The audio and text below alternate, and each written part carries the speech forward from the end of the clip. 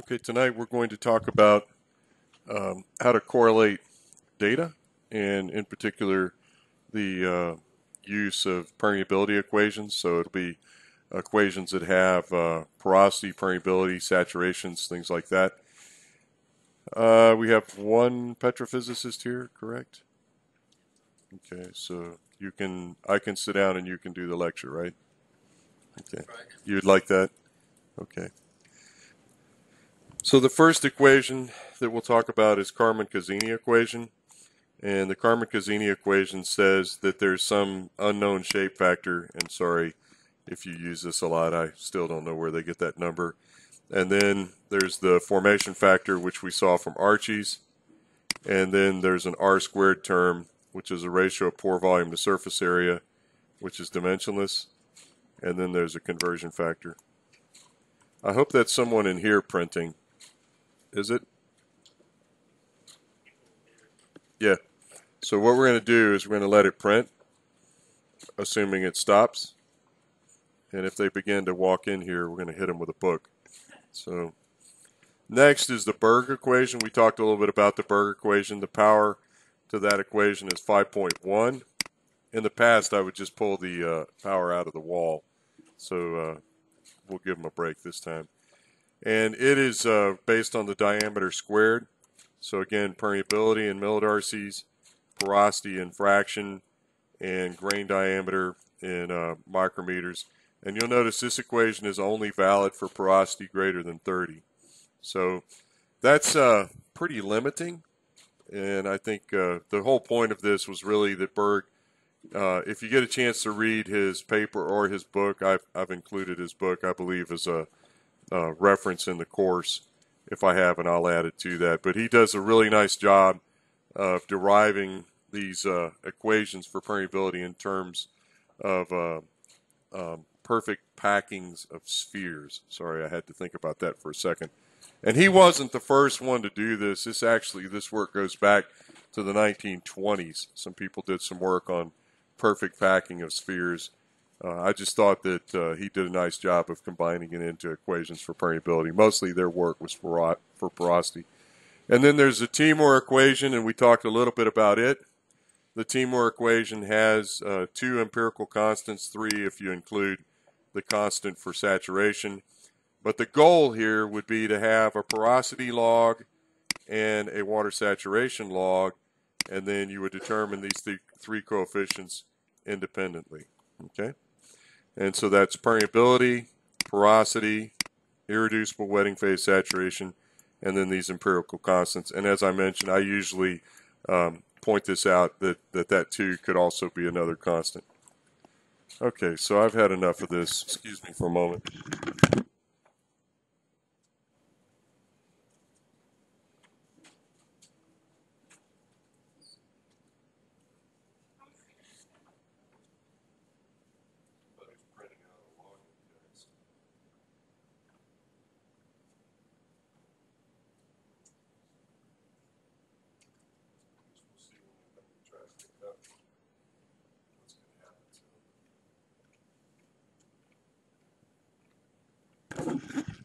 Can you derive the Timur equation? Yes, no, or maybe?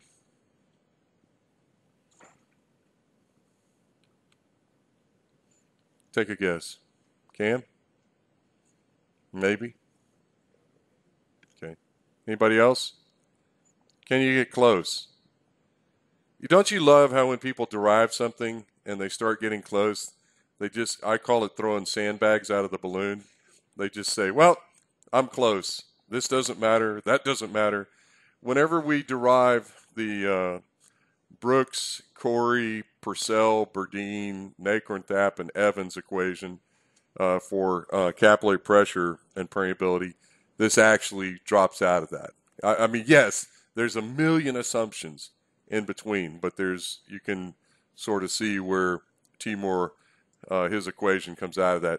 Now, Timur, he came along in the late 1960s. Again, his goal was to estimate permeability from well logs. So what you would do, of course, is have core samples and have porosity and permeability data and also saturation data, fit it with an equation, and then use your log values, your log derived values for porosity and saturation to predict permeability. And again, why do we do this? So that we can put it in a simulator. So there we go. Okay, so Coates and Denoo, it's often just referred to as a Coates equation. It's another one like the Timur equation. They have effective porosity squared, and then this crazy ratio function for irreducible saturation, and then another square, and I'm not really sure what this hundred's for, but maybe that's some sort of constant that came up. Once you start down this road of trying to relate porosity and saturation with permeability, you probably ought to just do it empirically. That would be my recommendation. Let me see if I can do this without ruining the board, but I would probably write it as a general equation that would be permeability A phi to the B and then SWI to the C. Sorry, have you guys ever used a smartboard? No? Yes? This one's out of calibration. Where you put the pen is about a centimeter away from where it writes. So we'll mention that to the computer guys as well. Okay, no problem. We'll just make it go away. Okay. And then, of course, we have the empirical model of ARPS.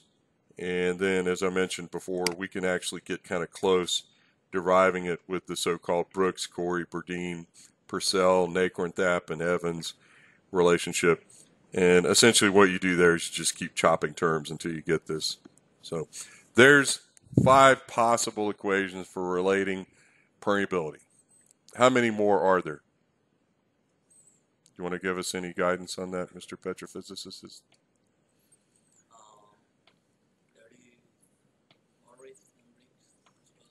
Okay.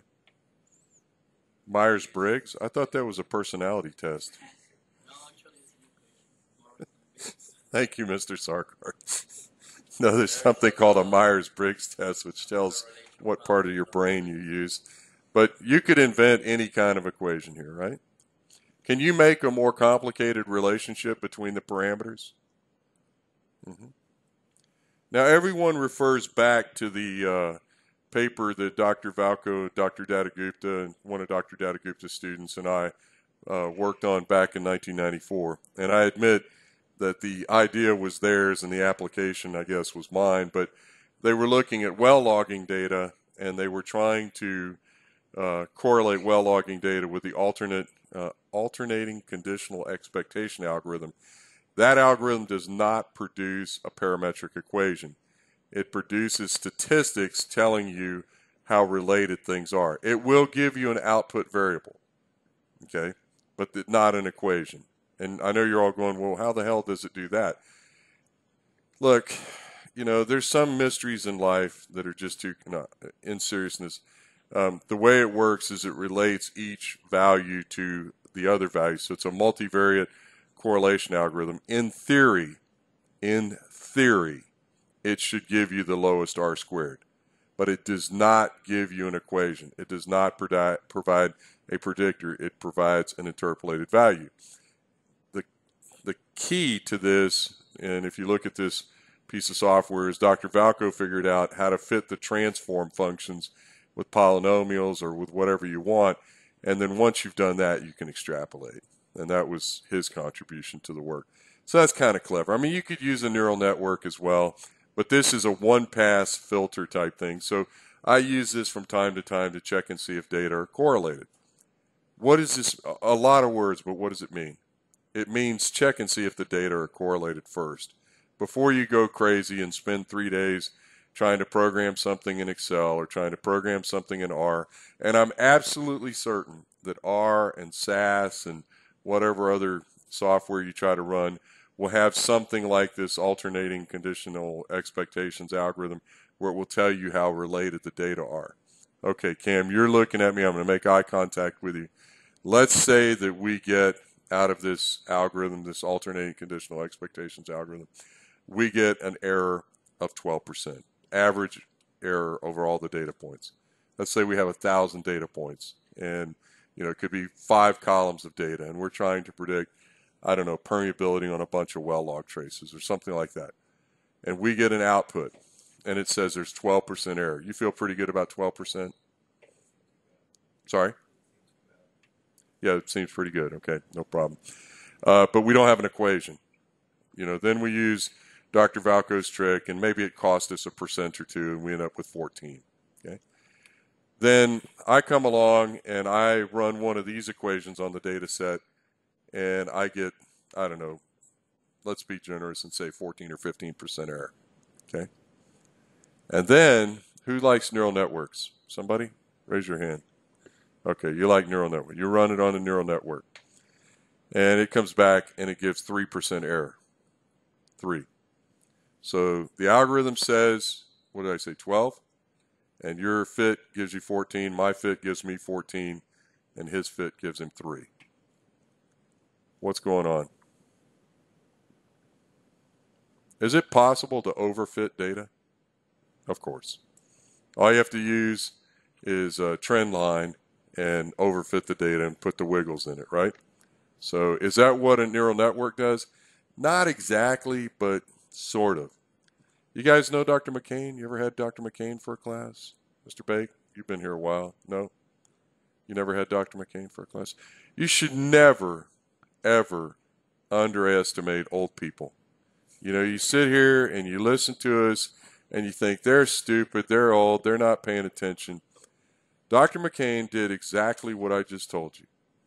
We wrote a paper in, I think it was 1998 or maybe 99 or 2000. Dr. Valco, Dr. McCain, myself, and another person.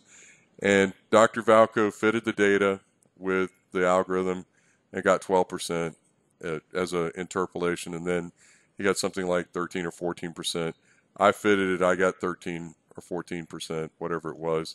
And then the other gentleman got 3. Okay. And Dr. McCain said, "Good job, boys." You know, and we were saying, well, you know, what about this guy that got 3% error? He goes, "No problem." He said, "Here's the other half of the data set." And he said, "Now I want you to run your algorithm without any correction. You have to just simply give these data to your algorithm or to your equation and then predict the average absolute error." Okay? What did your equation get? 14%. What did my equation get? 14%. What did his get? Sorry? 35. And he was screaming. He said that was unfair, that the neural network didn't understand. And we were just like, okay, you know, what part of this doesn't the neural network understand? And my point here is, I guess, that, you know, try to use statistics to give you guidance on what you should or shouldn't be doing.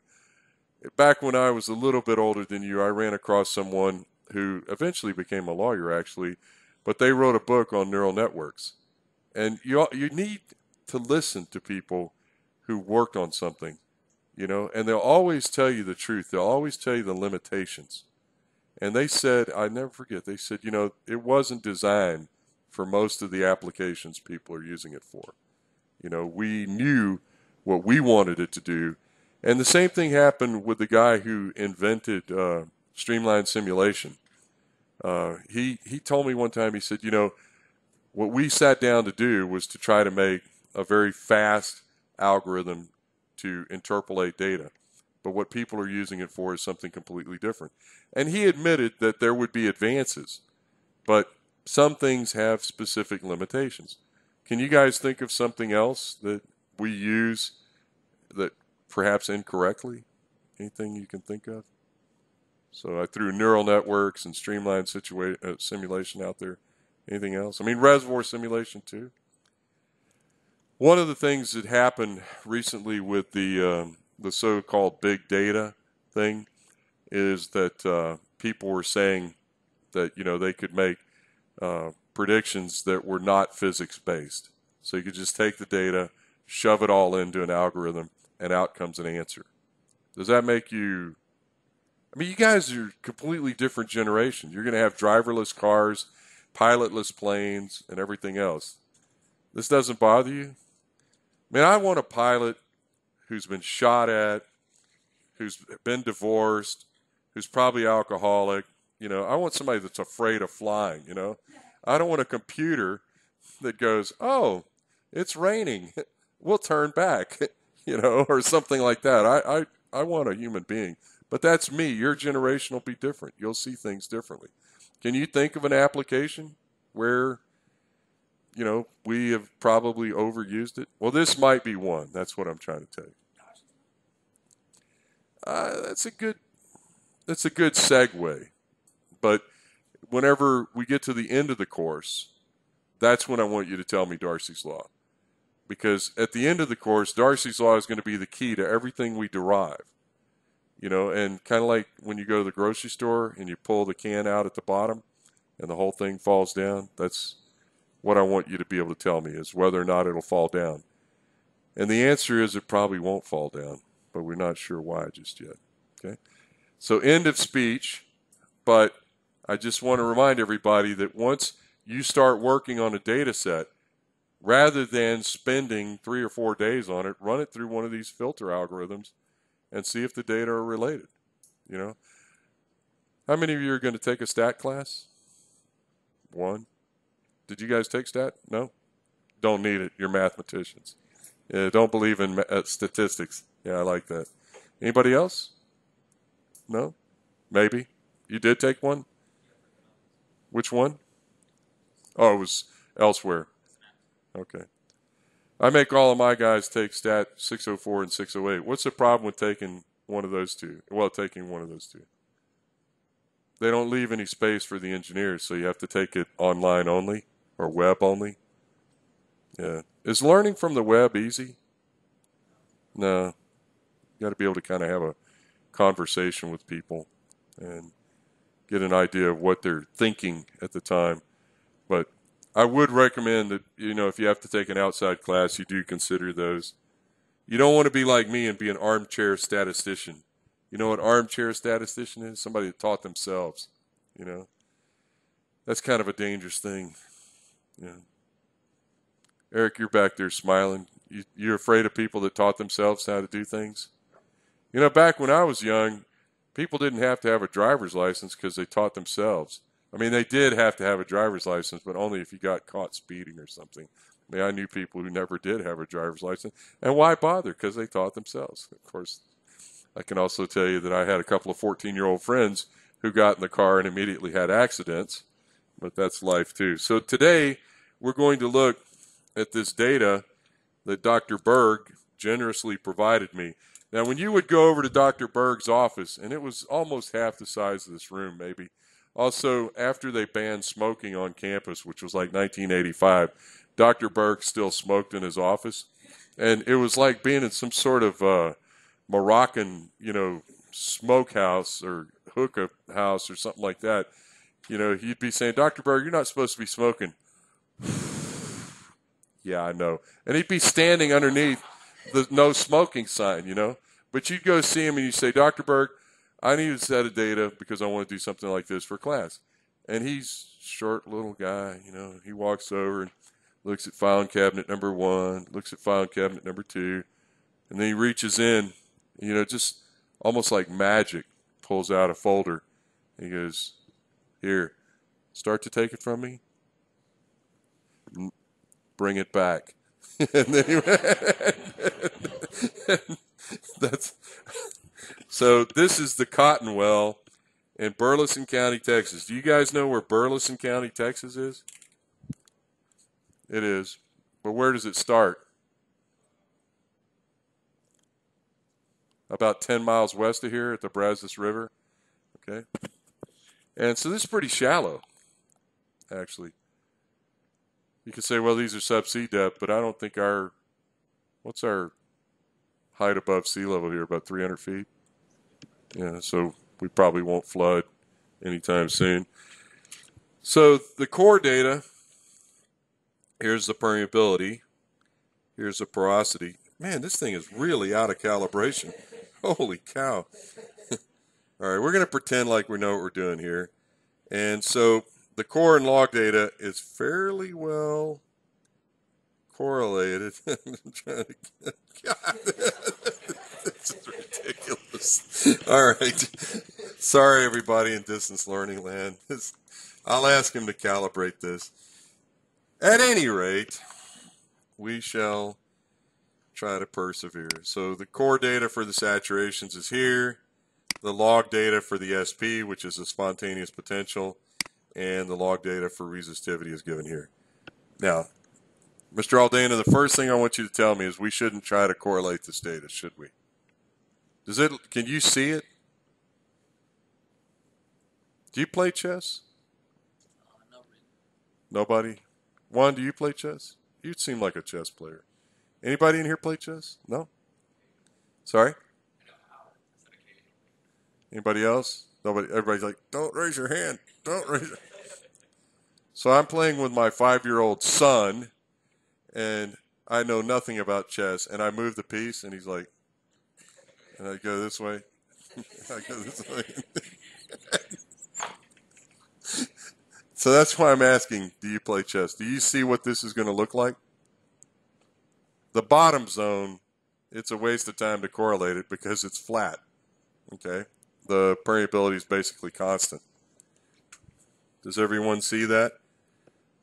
So the permeability here varies only slightly. The porosity varies only slightly. Would you say these are highly correlated? Yeah. This is going to be easy. Okay. Now, what about the top zone? It bounces around. Remember, each one of these lines is a factor of 10. So it's got almost a factor of 100 distance. There's a little bit of an issue with the lab and the neutron porosity. They're not quite correlated. They could be better. This is on a logarithmic scale. This is on a Cartesian scale. So I guess you could say it's okay-ish. And then the saturations, you know, they are what they are. And then the log data. So the resistivity data kind of goes this way. The SP data goes this way, and the resistivity data goes this way. The resistivity data doesn't really have a lot of character in the lower part, but it actually does have a lot of character in the upper part. Sorry, I keep getting these backwards. I need to be a geologist because geologists think from the bottom up. Sorry. Any rate, I think everybody understands. All right, so let's see what happens. So we're going to focus on this interval. If you look back, these depths are 2620 to 2680. So we're going to roughly look from 2620 to 2680, fit that, and then extrapolate it using the porosity, SP, and resistivity log. What do you think is going to happen? Is this story going to end well? Okay, so as I mentioned, the lower zone, there's really no need to try to correlate the permeability because it's basically constant. The upper zone does have some character, and we might be able to do something with that. Again, this is core porosity and core permeability. So both of these are direct measurements in the laboratory, and they should be reasonable. Okay. Now, I know, Mr. Aldana, you want us to draw a line, right? So there's a line, and you want us to draw another line, so there's a line. All right. Let's go to the next one. Okay, so now we're comparing core permeability and SP, that's spontaneous potential. Well, if it was constant before, it's constant for anything. It's kind of like well testing class, okay? So it's permeability is no matter there. What do you guys think of this? Is this a good line? Is it highly imaginative? Gabe? Miss Wang, Miss Zhang, you would do this, right? You would just put a big circle here, and you would go get this thing, and you'd make a gigantic question mark, and then you would turn all these things off.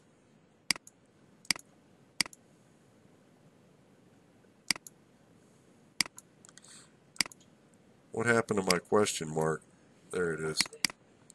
And then you'd go find, see, I do know how to navigate in here. Not very well. Where's my, man, this drives me crazy. Why can't they just leave it up here? What's your favorite size? Like 72. Is that big enough? Is this what you would do as mathematicians? Do you see a trend? Do you want to throw a lifeline to the back of the room? Okay. Second row, does anybody see anything? Comedian? Should I call you Joker? You like that? Yeah. Or maybe Deuce might be more your... Yeah. Okay. Because the Joker, you can take that out of the deck, right? But you got to leave the 2 in. Anybody got any comments? All right, let's save the question mark.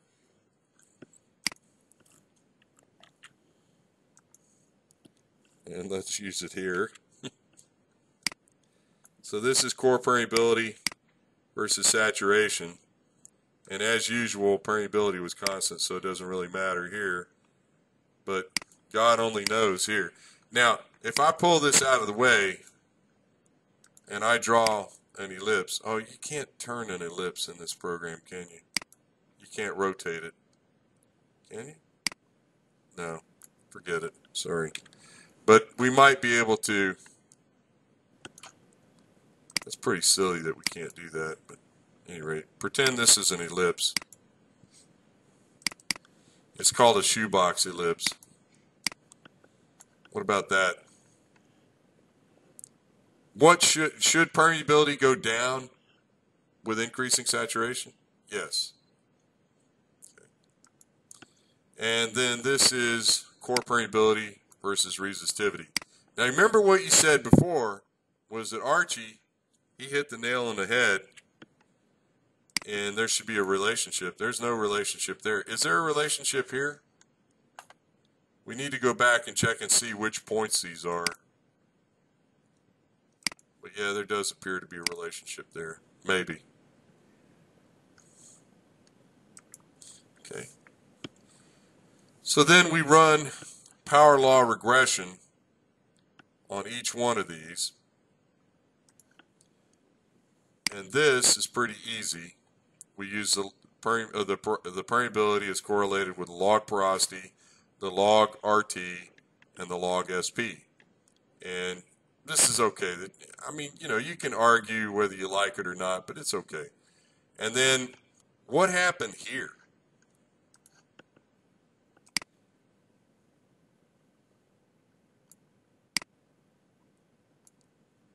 Mr. Aldana, any comments?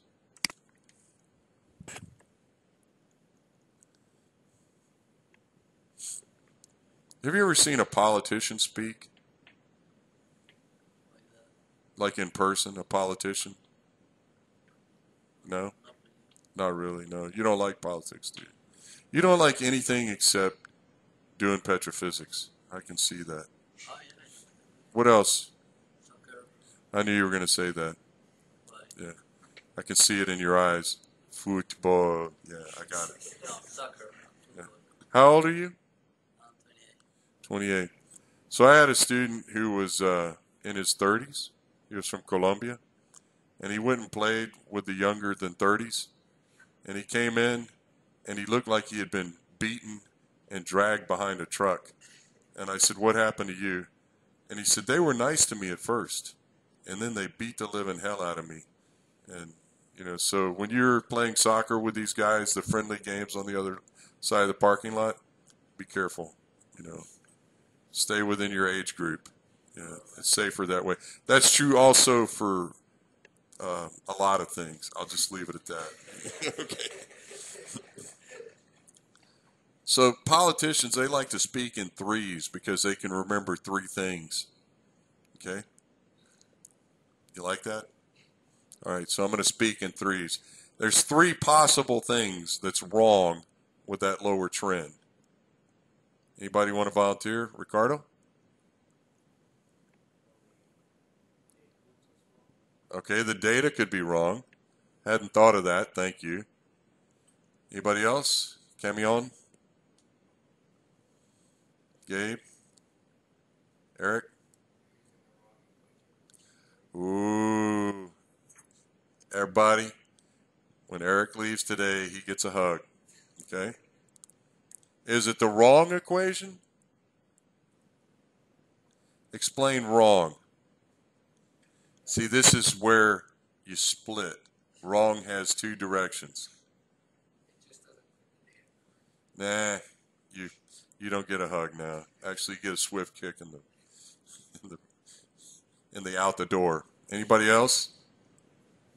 The coefficients could be wrong, but the structure they could. The structure of the equation could be wrong. So instead of being a power law relationship, maybe it's something else. Power law is really flexible, right? It takes each parameter and it just weights it with a power. That may be right, it may not be right. But you're on the right track. So one possibility is we don't have the right structure of the equation.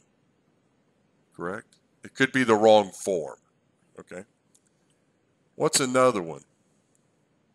Ladies? No habla? Mr. Bake?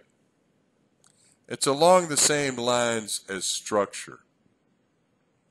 Anybody else?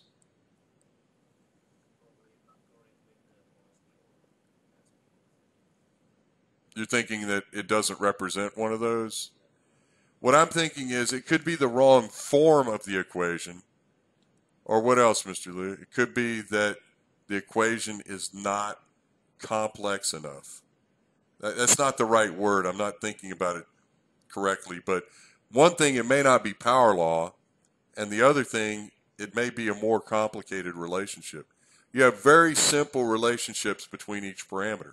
Technically, they're just linear. If you take the logarithm of that equation, they're just linear. Is life linear? You know, and I don't know if Alex is going to talk about this, but when you look at computer algorithms when they started in the 50s, all computer algorithms boiled down to what, ladies? In the 1950s. You don't remember? What kind of calculations can computers make? Add, subtract, multiply, divide, and true false. That's it. Really and truly, that's all computers can do. Everything else is us. So what kind of equations have addition, subtraction, multiplication, division? Sorry? What's more than linear? Sorry? Polynomials. So is the universe polynomial? Of course not. We have all sorts of special mathematical functions. But how do computers see them? All computers can do is add, subtract, multiply. Who's got a calculator? Who's got a phone? When you make a calculation, what does it do? When you push cosine on your calculator, what does it do? Man, you guys are scaring me. You're the future of this discipline. Sorry? So there's an equation. And you just said there's either a power series or a Taylor series or something. But when you boil it all down, there's a really long equation that's a polynomial. Sorry? It's truncated, but fortunately with trigonometric series, you can only represent part of it and still get a really accurate answer. How accurate do these equations have to be? Cam?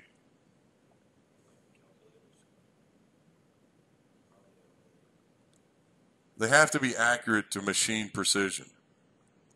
So when you go back and you look at the work that was done in the 50s, 60s, and 70s, there were huge subroutines with numbers that go from here to here, trying to calculate the polynomial that represents that.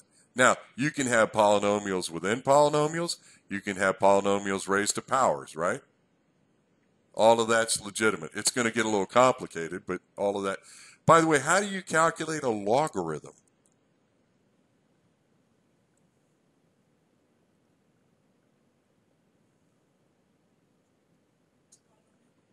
There's got to be a polynomial for a logarithm. There's got to be a polynomial for an exponential. Okay, let's flip it the other way. How do you calculate something raised to a power?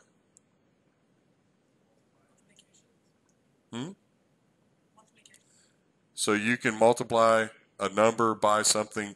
If I say that I want to take x to the 1/2, how do you get that?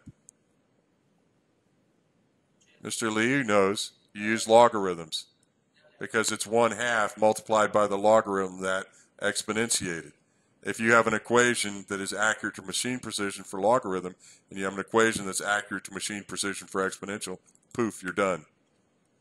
But they have to be that accurate. Sorry I went that direction, but I'm trying to make a point. What were our three things? We could have the wrong structure of an equation, and we could have the wrong complexity of the equation. And what else did we say? The data could be wrong. The data being wrong, generally speaking, doesn't light up like this. Okay? It does not go along that direction. But this is why running the data through R or SAS or ACE or something like that will tell you immediately there's a relationship. Okay? Now, having said that, what did I do on the right? By the way, you know these are two separate systems. These are two separate geological systems. And Mr. Aldana is going, you can't do this, you can't do this, because he knows exactly what I'm about to do. What did I do? I put both sets of data into one equation. Say it. Say it. You can't do this. But what happened when I did was that equation was more complex. And by making that equation more complex, you can see that there are cross terms. X, Y, and Z are the logarithm of resistivity, porosity, and SP. But when you start multiplying them by each other, you're getting cross terms. You're getting influence. Okay? This is not a great example, but it's a good example to explain this. What happens if you sent the whole data set to a covariance algorithm? I'll be honest, I don't know. But I can tell you, if you send the whole data set to the ACE or GRACE or whatever you want to call it, that alternating conditional expectations algorithm, it's going to show a stair step. One set will be represented by one part, the other set will be represented by the other. It knows there was a change. It knows there was a change. Again. Do you guys like problems like this? Not really? No? Honesty is appreciated. Okay, so here's our prediction. There's the data, and the line is the prediction.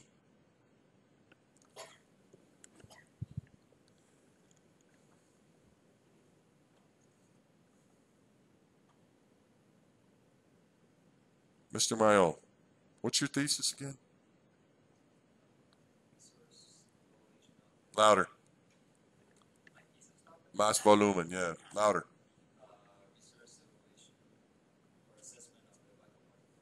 Okay. That doesn't really count. I wanted you to say something like, I'm going to predict oil price. Okay. Anybody want to predict oil price? Cam? We had a student last semester who used fractals to predict oil price. And he painted the page black, and then he plotted the average function. What did the average function look like? And I'm just saying this for the sake of you. I'm not saying, there's the camera, I'm not saying it was wrong. I'm saying that just for the sake of discussion, if you took the historical oil price, fitted it with fractals, and predicted it, what do you think is going to happen? Sorry? That would have been preferable, thank you. No? What did it do? Sorry? It went straight up? Anybody else? Anybody else? Anybody else? Anybody else? Nobody? Mr. Petrophysicist? Went down? Why? Because majority of the data historically is below 40. I hadn't thought about that. Anybody going to take a guess? Mr. Liu? Chaos. So it did look sort of like a jump rope. You remember jump ropes? It had a couple of places where it was fixed, and then it bounced all over the place in between. Fractals. Fractals have a repeatable pattern, right? We pointed out during the defense that the forecast looked like a mirror image, like if you folded the piece of paper back that way, which is exactly what you would expect, I think. And the student, you could see, was imagining of all of us dead, you know. I mean, be very careful when you start forecasting. Be very, very careful. What's the purpose really and truly of running a forecast? I want you to think about this. I have to make a presentation in a couple of days on forecasting, and I hate these things. Why? Because I could give all of you the same piece of paper with the same data on it, and all of us would come up with a different forecast, and they would all be just as valid by some metrics, by some criteria. Why do we need forecasts in the oil and gas industry? Louder? Why? Why? What does it really boil down to? More specifically, whose money? The banks, right? Okay, the investors. So if you borrow money from the mafia, do they care whether or not the horse broke its leg or, you know, somebody cheated at cards? No, they want their money back. And the same thing is true here. So we adopt standards of practice where when you make a prediction, you have some guidelines on it. Why? Because if everybody makes a prediction the same way, then there's some basis for that. Okay, forget simple projections. Now, why do we do reservoir simulation? Oh, I'm sneaky. Sorry? Is that really what we want to know?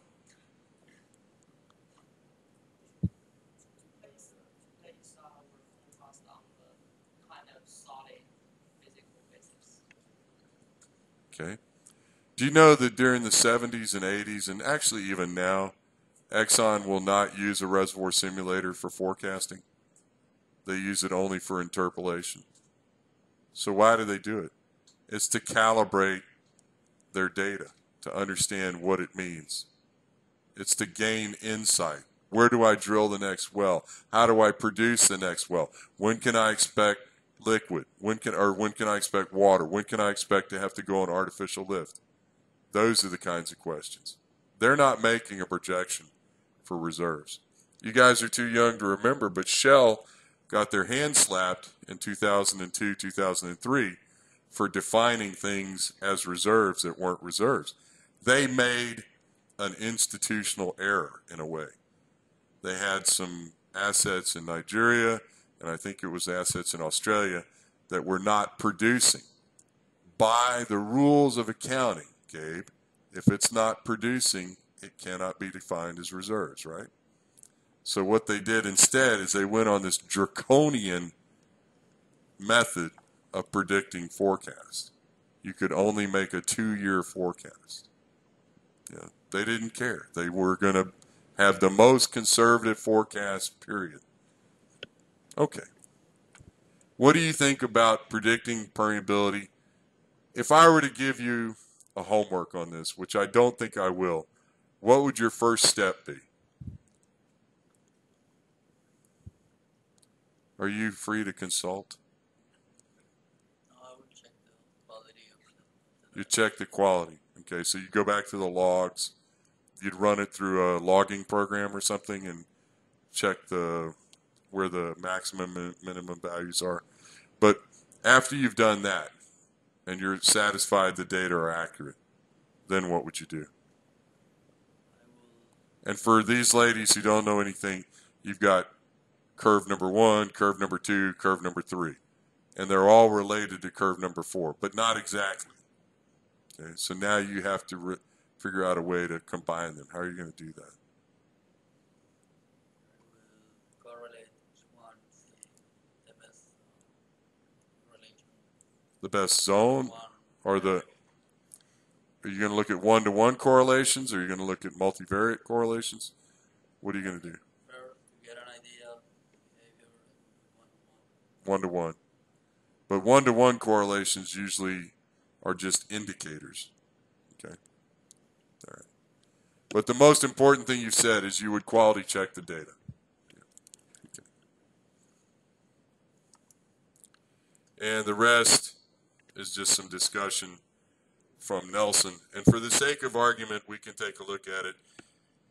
What Nelson tried to do was he tried to go back and look at every porosity permeability correlation that had ever been published.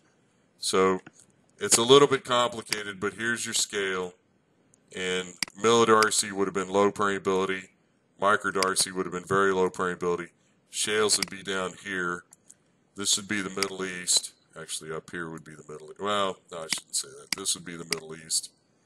And this would be like beach sand or that sort of thing. And so he's trying to show that there are different possible correlations there. Again, this is just possible correlations. He then shows data from different people. So you have a permeability porosity relationship. And of course, you can draw a line through it.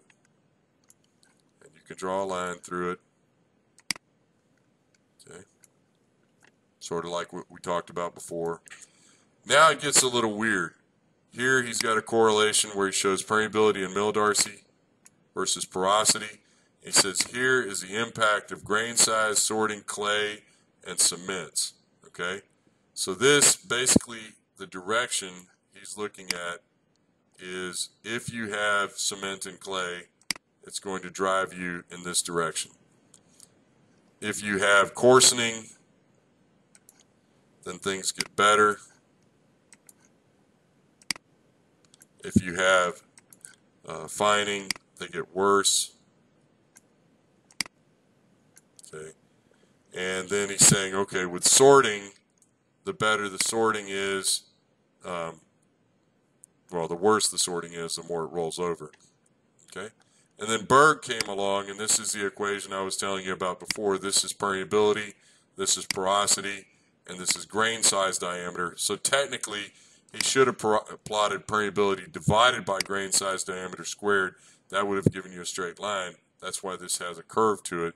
But he's just showing what that could look like based on grain size. So if you plotted your data on here, you could check and see where it lies, and maybe that could give you some idea about grain size, but I don't think that would be a very good task. Next is the work by Timur, and you can see that Timur's got this equation, or this line, this line, and then this line. And I know you guys can see that the bars on this are huge, but that's okay. I mean, the potential scatter is what I mean. And then what Timur did is he made a correlation, and that correlation is permeability and millidarcies, and then porosity raised to the 4.4 power divided by saturation squared, and that gave him this equation. And he's saying that, hey, I can use that equation, that's that solid line in the middle, or that heavy line in the middle, and I can predict permeability from well logs. We probably should have tested this equation for our data over here. What do you think would have happened if we would have tested that here? And I know we don't have saturation, we have resistivity, but we could have substituted that in as a proxy. I don't think it would have worked very well. In fact, I don't think it would have worked very well at all, but that's okay. And then this is an interesting plot because it's 1994. Here's permeability, here's porosity, and this is an empirical relationship for nuclear magnetic resonance devices. Okay, so what they've done is they've correlated the porosity and the permeability with one of the indicators that you get out of a nuclear magnetic resonance device, which is the T1, which is the spin time. Okay, and so in theory you should be able to estimate permeability with that. But of course the truth is this has to be calibrated. Those coefficients have to be calibrated for a given piece of rock. Okay? This is used now as well. Okay? I believe that's it. Yep. Okay, so just to go through, this is a homework problem I used to give. This is a data set from Gomez et al. And here's what you were talking about, Mr. Aldana, right? You would do these univariate comparisons, and then you try to figure out what they all look like, and then you put it together and get a correlation like that. So tonight was pretty easy. I managed to be late. Sorry about that. My dinner date did not share the urgency I did in getting back. When I pointed out that, you know, we're being recorded and everything, he said that's why he didn't teach distance learning classes. So I pointed out that's really not his to say. But okay. Everybody feeling okay about this? If I gave a problem, you'd be okay with this? Directionally? Directionally, yeah. Okay. And what would the first thing you do? You would make those small plots like these. You'd plot z versus x, or maybe I should say whatever the variable is, in this case permeability versus x, y, and z independently. You would not expect particularly good correlations, but possibly. And then you would combine them for an analysis.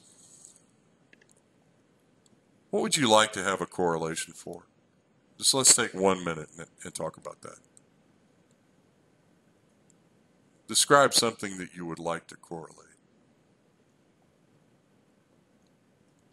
Do you know your computer is, the internet wire is not in it? Is that computer on?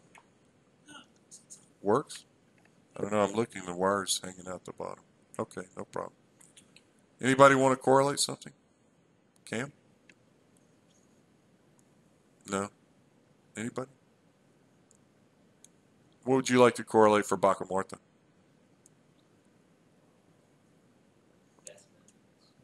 Okay. Okay. Do you think that you could predict the 3-month cumulative production based on the completion?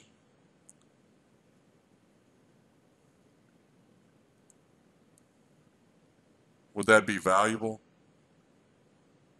Maybe.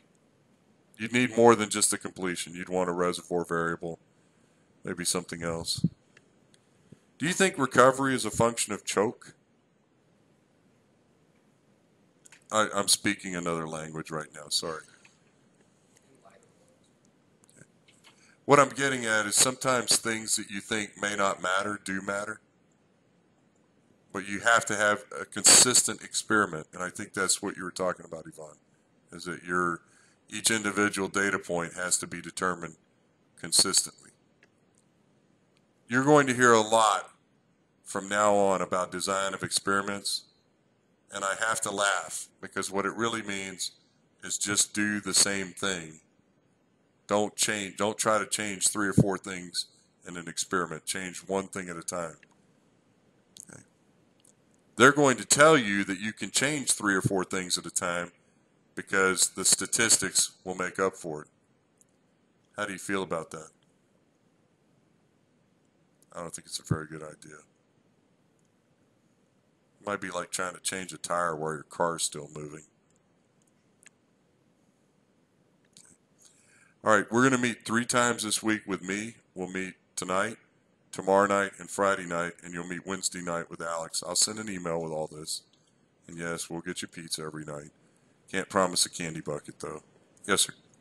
Just one thing, for example, the minus few correlations work very well for certain sets of data. Why do they work well for some? Sometimes it's just the way God wants it.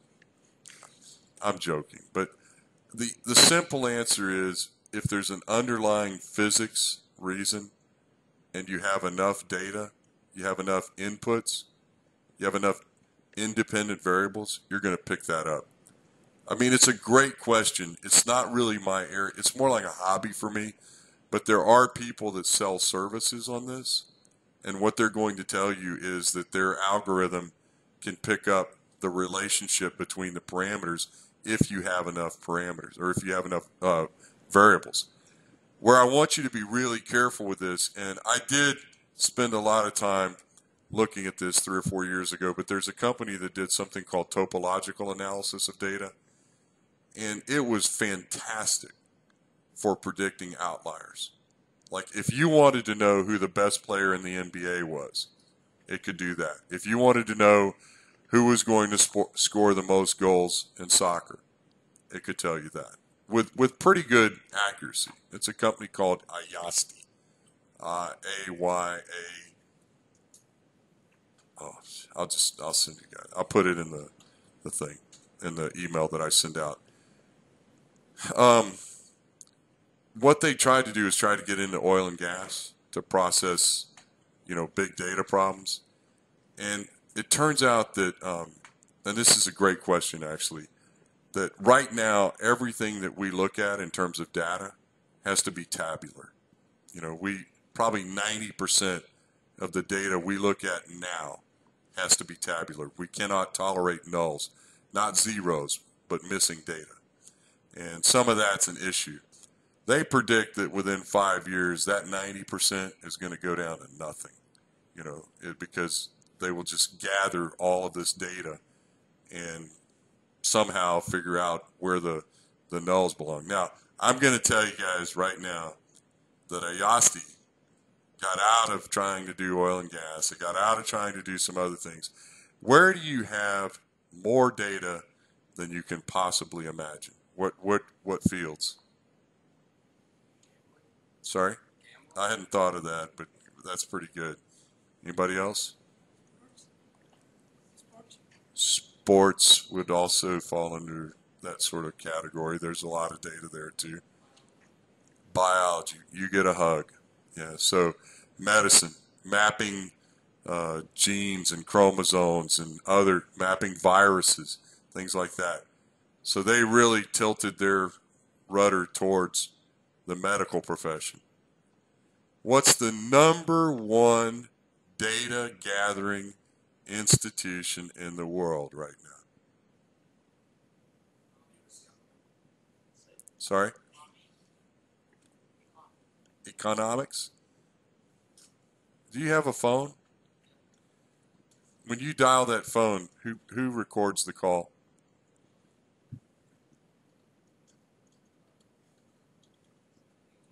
Sorry? Who does it belong to? Who's Big Brother? It's the NSA, the National Security Agency, right? And China has one too, right? Okay. 3 of them? Is that what you said? Okay. How do they process that data? Cam? Gabe?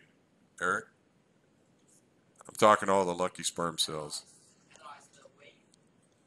Okay, they're technically not supposed to analyze the content, right? They're not supposed to analyze what you said on your call. But when you watch TV shows, sometimes they do. Okay? But what are they doing? They're monitoring who you called, how long you spoke, where they were, those things. Okay? So that's where all of this big data is really going. It's going into either cybersecurity or encryption. And one is just about the same as the other. You're either trying to, figure out what somebody did or encrypt it. So, sure. For example, so if a particular set of correlations work well for a certain group of data, why do we want to universally find a correlation for Okay, do we want a universal correlation or do we want understanding of the physics? So you caught me in a lie.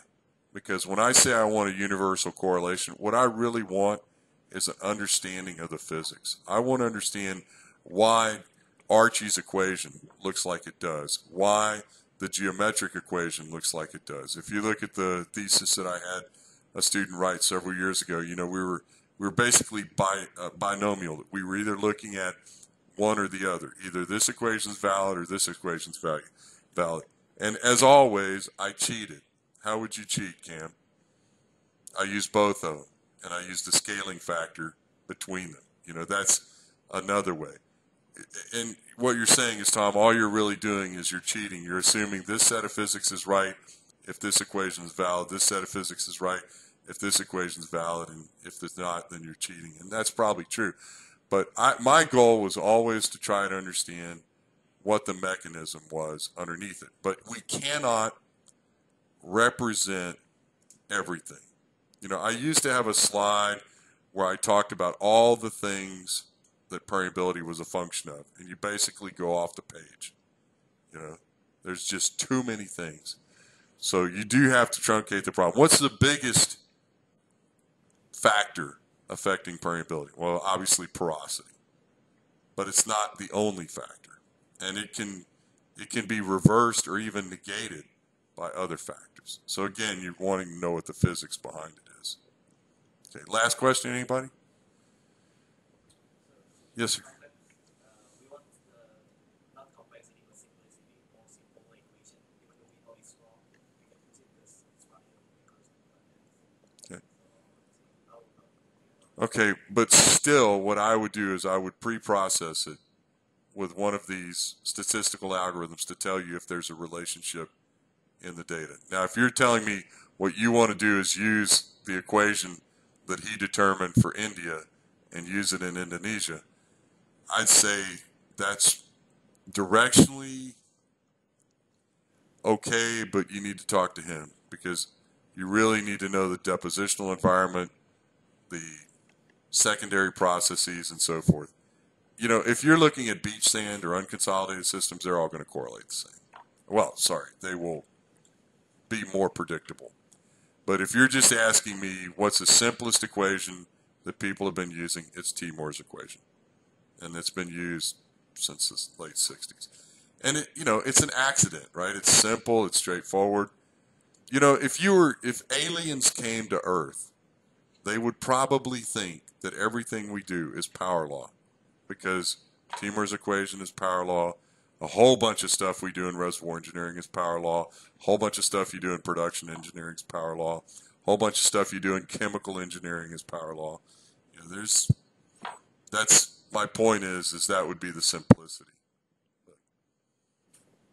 I think we've talked this to death. I don't think I'm going to give you a problem on this. So you can probably sleep well tonight. But if I did, I think you guys understand what you'd do. You'd pre-process it. You would do some sort of check like this. And I will not forget about the geology book. Yeah. Right? Never, ever forget about the geology. You know, every single time I teach on well performance, go see the geologist. For one thing, they will like to see you. They're lonely people. You know, nobody ever talks to them. But go see the geologist and ask them what they think. You know, it's kind of like if you really want to make your parents happy, ask them for their advice. You know, they lived their whole lives. All they wanted was that moment to give you advice. It's the same with the geologists. Their whole lives, they've just lived for that moment where they want to give you advice. Okay, so I'll end with it's going to seem like a joke, but it's the truth. Everybody ready? Deep breath. How do you tell the difference between a good geologist and a bad one?